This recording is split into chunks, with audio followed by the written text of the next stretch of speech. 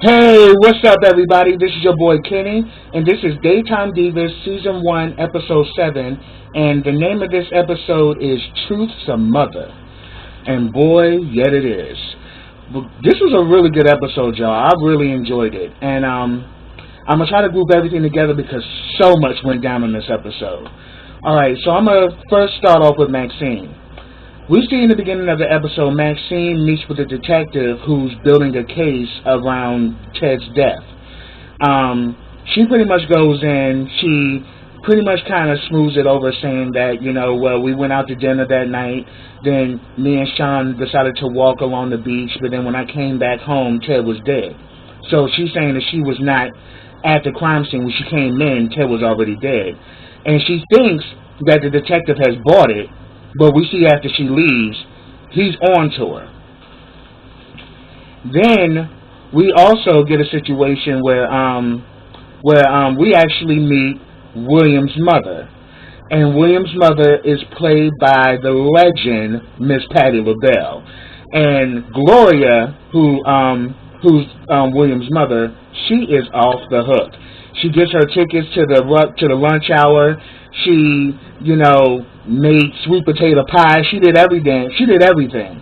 And we later on figure out that she knows that Maxine and William are dating, and she's pissed that Maxine is keeping it a secret because she's like, oh, she thinks she's too good to date my son.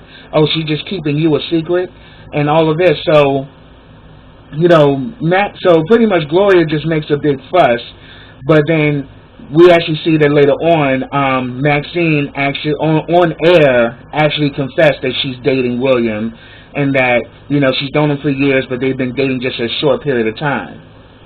Which the detective, because also the detective ends up showing up at the lunch hour set. He ends up questioning Sean, and then ends up running into William, and then realizes that William and Maxine know each other better than he thought. So he pretty much called William in a lie. So that's interesting in and of itself.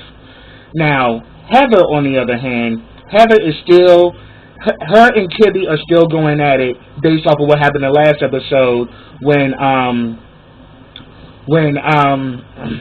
Heather was trying to have sex with Julian. Kibby is still not let up on that, and they've just been going back and forth, taking jabs at each other left and right. Well, we also see that Heather is taking, her daughter and Brad Jr. to school, and we already see that Heather's daughter has already accepted Brad Jr. as Ella, because she talks about there's this boy who's bullying him at school, and Brad Jr. also got chastised because by the principal because he wants to go to the girls' bathroom instead of the boys' bathroom. So she's already starting to see that Brad Jr. possibly is transgender. That he's really a girl.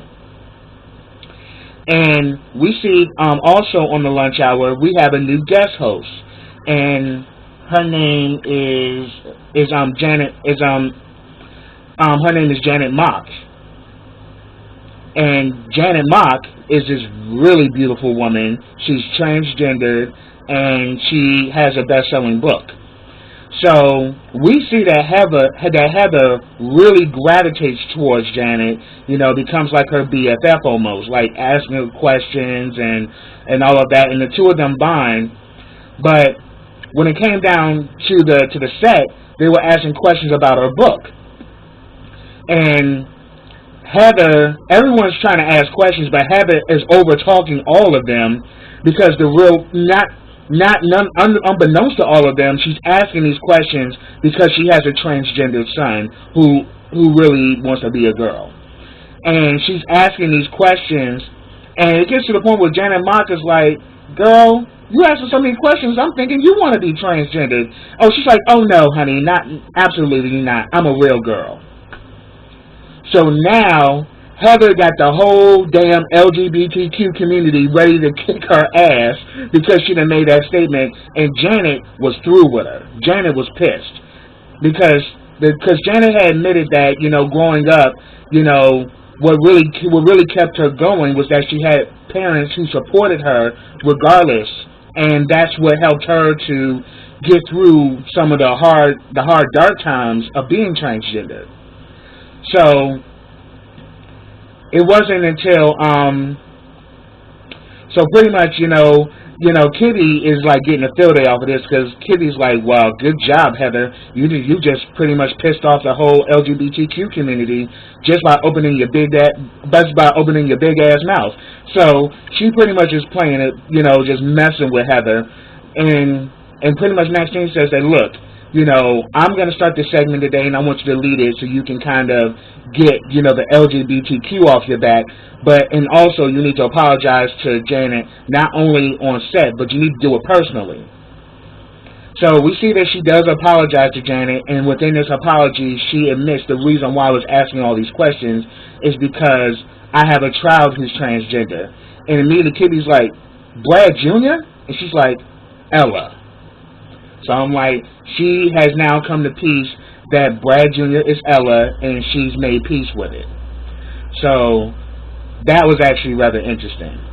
Now Nina, on the other hand, Nina is dealing with all of this drama, involving Sean and the baby, because while they were doing the segment, they were talking about paternity and talking about women's rights, and saying that, she's pretty much saying that really the mother, who's like the primary caregiver, really is the deciding factor of that child's life, and the only way the father will win custody is if the mother seems ill fit.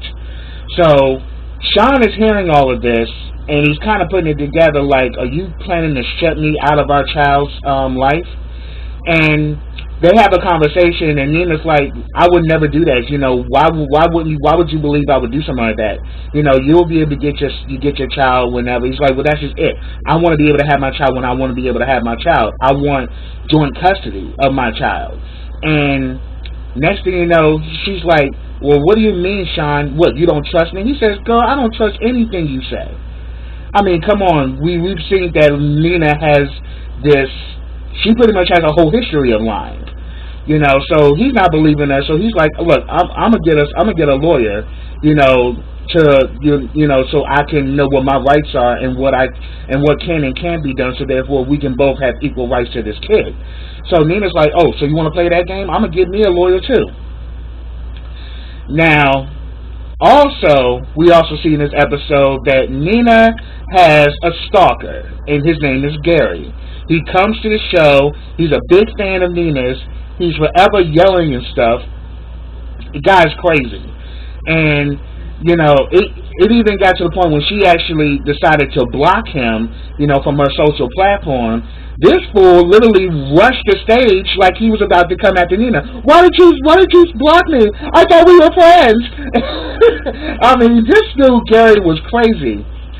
And then they pretty much throw him out, but then later on he comes back. While she's on Nina gets on the elevator on the way to work. He gets on the elevator too, and pretty much hits the emergency brake, so the elevator's stuck. And he's like, like you said we were friends. You said, and then like he has all of these different pictures where he has placed Nina's image along with him, like he's obsessed with Nina, and Nina is like kind of shook at first, and he's like, and he's trying to take selfies with her, like trapped in the elevator, and he's like, oh my God, you look like you're scared in these pictures. We need to take these over. We should have pictures like these, and they pictures of them at the beach or at Paris and all these different sceneries. But he's like, opposed Nina's image with his. So they're going back and forth in this elevator. Meantime, the show is rolling, so they kind of go with the fact that that Nina is that Nina pretty much is is like they pretty much come. I forgot what did they say. Well, they came up with a lie about Nina so they can do the show without her, not telling that she's actually stuck in the elevator. So Sean, as well as the security, is trying to open up the elevator to get her out of there, because they can actually tell that they got cameras inside the elevator, so they see that Nina and Gary is in there, and you can tell that Nina's shook, because she's like, okay, this dude is fucking crazy. Like, he literally has locked me into the damn elevator so he can have my time. And he was like, and then, so we actually see that, yeah, he's a big fan, but he's a crazy fan. So finally they open the elevator, they arrest him, and this moment actually brings Nina and Sean together, where they said that, look, we don't know what we have, but I really think that we should put off the lawyers for now and just deal with things, as they come. And, Nina agrees, and they pretty much patch up. They pretty much make up. But it was Maxine was the one who told Sean that, look, you have rights to this baby, so you might want to start lawyering. You might want to lawyer up, because based off her statements, she may, end up making it hard for you as a father. So protecting your rights as a father, you need to get a lawyer. So that's where it all, started from. But we all know how Sean is. Now, it's also crazy because what else was I going to talk about? Oh, yes. We actually find out a little bit more about Ted, the night that Ted died. We find out that him and Sean got into a fight. And pretty much, so that leads the detective to go down to the set to find out, to ask questions about Sean. So, pretty much Sean, at first is like, pretty much dismissive, doesn't tell him anything. And from the looks of it, we actually get a flashback of, Sean and Ted getting into it, and then, Maxine sticking up and saying that, don't you dare talk to my son like that, and he throws the glass. So, and then all of a sudden Sean is like, yeah, so in a way I think it was somewhat of an admittance, because she's like, man, I'm so sorry that we had to go through this, and like, she tells Sean, like, look, everything's going to be okay, don't worry about it. And Sean was like, I know everything's going to be okay, and I don't feel damn guilty about it. So I'm thinking Sean was the one that killed Ted, and Maxine and William covered it up. But the way it's looking, we see that, the detective is building a tree. The top of the tree is Maxine, but now that he knows that William the doorman is her man, now William's there, and Sean is also up under her. So now he's pretty much cleaning this tree that he's going to find out what happened to Ted. But this was all started by Anna and what's her name? And her neighbor, the jeweler. So we're definitely going to see where this is going to take place. But then it was also funny too, because we also had a scene where Gloria, William's mother, was talking about, oh, the show was this and the show was that. I mean, you need to bring that girl Mo back. I liked Mo. I was hoping I was going to see Mo. Well, she's like, well, sorry, Mo no longer works here. She's like, oh, that's a shame. And, she's pretty much carrying on like, won't you get me on the show? She's like, well, we normally book our guests like months in advance. She's like, I'm pretty sure you can work something out. I mean, after all, we're pretty much like family. So she kind of was like letting Maxine know, I know you and my son are messing with each other, but yet you don't want to claim them in public. And then it's all crazy because the cop, the detective pretty much finds out everything all at one time. So that was rather interesting. But then we actually see that now, Maxine and William are now open with their relationship. Everybody now knows about it. And Kibby and Heather have still been going back and forth, fighting with each other. But once, Heather comes clean about Brad Jr. being transgender, she actually softens. She pretty much softens up, and she actually gives Heather this sparkly headpiece, and said that, when I was a little girl, I liked sparkly things also. So she gives it to Heather, and her and Heather make up.